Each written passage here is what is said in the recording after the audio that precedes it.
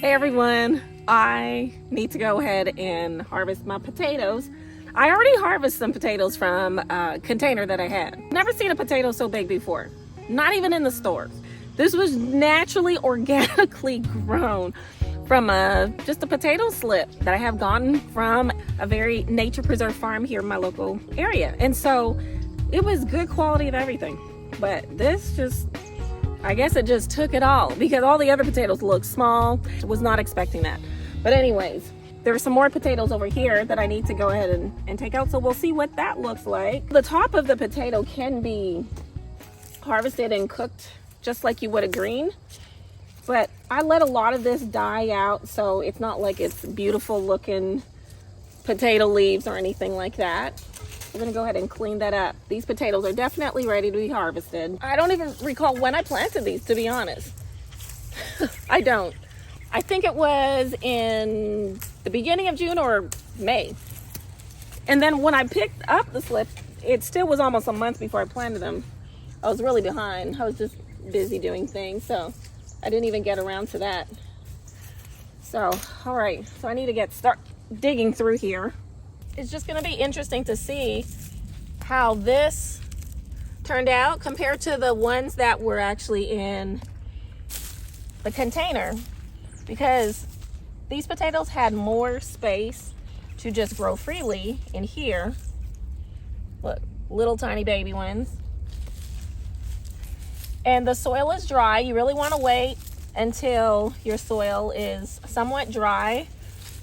It's just easier to harvest. That way I find it easier to dig through. But the good thing about planting in a container is just like, or a tub or something like that, is that I can just flip over. I feel the potatoes down here, but I got a feel for it, right? I could grab some other kind of tool, like a shovel, something like that. I just don't want to cause damage to the potato. I can feel it, but oh my goodness, it's really in there.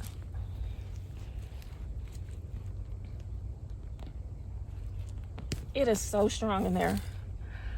Okay, so you don't want to cause damage because you want it to look good. You want to be able to store it well without any kind of piercing at the skin where it won't store well. As I'm digging through here, I'm just thinking about just my summer this year and the spring with just gardening, and it's been a good year. It really has. I can't complain. There's been a lot of, learning points that I've had with dealing with different pests and diseases, particularly dealing with my squash plants. As I just reflect on some of the things that happened, some of the things accidentally broke this. I didn't mean to. Oh gosh. And some of the things that, learn. Be patient with the potatoes when you harvest them. Something else I just learned. You really got to be patient, taking the time to learn, make note of it, and then just, don't get frustrated, and don't give up on it. Just continue to try and don't give up. You will learn. It takes time, but it's a learning process.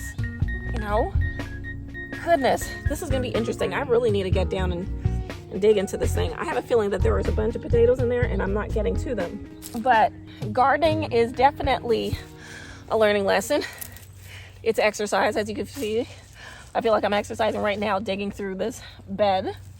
It may be easier just to grab a shovel and dig through, but I was trying not to cause harm, and then I caused harm anyways. Nobody becomes an expert gardener just overnight. I found that I made a lot of mistakes, but I also learned from all of my mistakes, which made me better at gardening. And it made me better just with sometimes dealing with things in life in general, because there's a lot of life lessons that I learned in gardening. Another thing I learned is that I don't think I'm going to plant a pepper plant with my potatoes next time. I feel like there was definitely some competition that was going on, and it wasn't beneficial, it wasn't helpful, and it made it really difficult for the pepper plant to do well. So I felt like there was a little bit too much competition. So that's something that I definitely did learn, that I will not plant it together. I feel the roots down here, so I know there's potatoes down here. But getting to them, my goodness, is not easy. But I feel the roots, but I don't know if there's potatoes down here. So I'll just keep digging. I actually have another bed the same size that I planted potatoes in. And so I'm gonna check that one out as well, and then just show you the final result of the search for the potatoes. I realized that I did not put an end to this video, and so I'm just throwing this in. It's a few weeks after the potatoes have cured in this mesh rack. All of the potatoes that I harvested includes the potatoes that were in my pots, then the ones in the raised bed. All of these have cured for at least 2 to 3 weeks, more like 3 weeks. You know, question, can you eat the potatoes right when they come out the garden? Sure. Is anything gonna happen to you? No. But curing helps to sweeten the potato. And so I have tried potatoes that were straight out the garden. It tastes still a little bit sweet to me, but curing is supposed to give it that sweetening flavor.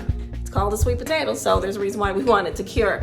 I hope that you did learn something. If not, just see how I harvested my potatoes, and then just hopefully next year in the growing season, or whenever that is for you, it might even be now. Some of you are in some warm climates and can still plant potatoes now. Sweet potatoes do need warm temperatures. Definitely, they thrive in the warm, like in the summers that we do have.